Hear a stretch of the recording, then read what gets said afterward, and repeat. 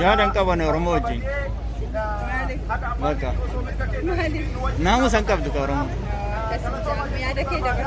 Hin dabarsan abbootis. Naamusa hin qaban ka? Naamusa hin qaban.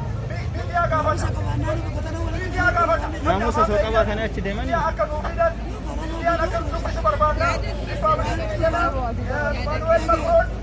Anatu mal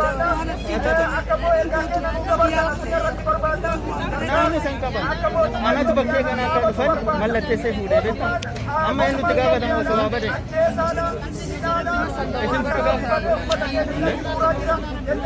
namu sangkapan namu ken aso namu sangkapan bos daga ijole namas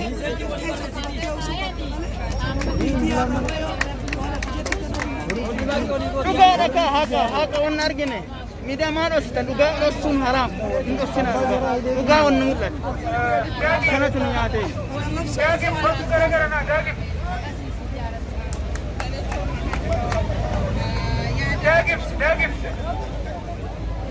dagi message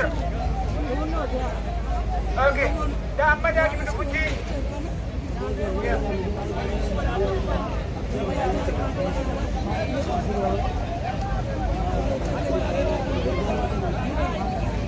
Microphone mana isa na dito.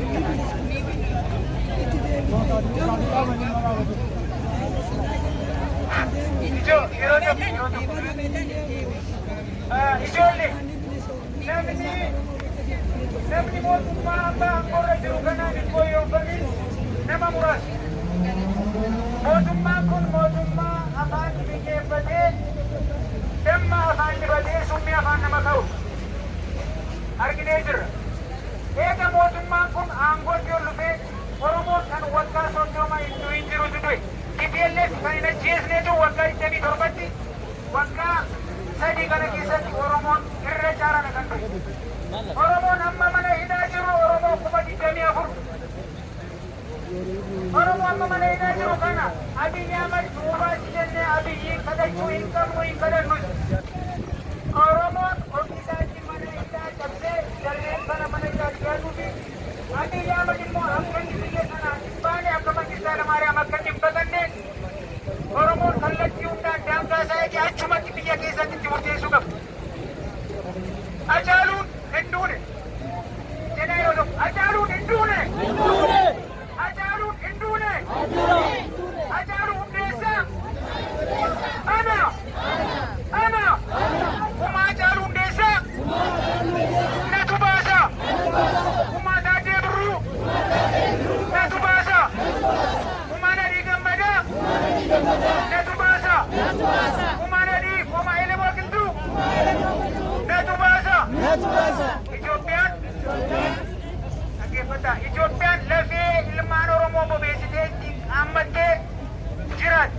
Lafee ilmaan Oromoo karkarfatti. Yeroo dheebottu dhiiga ilmaan Oromoo dhufu.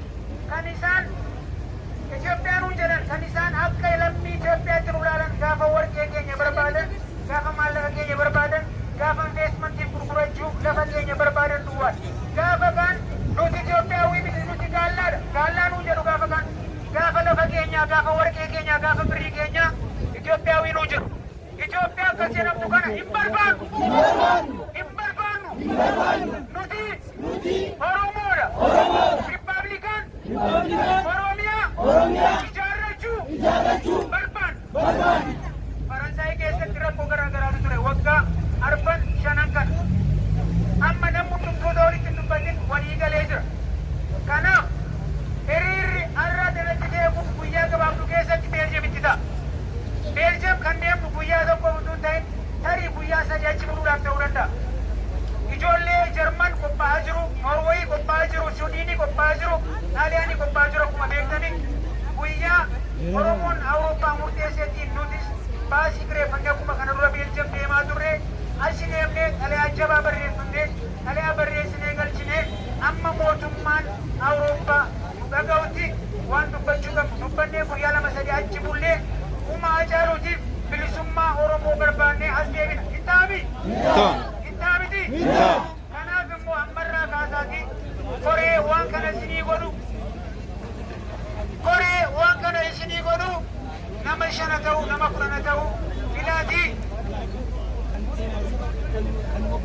koreen qindaa'ee wanta kana godhee ammas jabaatee gara fuulduraatti itti hafuuf namatti dabalachuu qabdan itti dabaladhaa. Keessan jiru Faransaay akka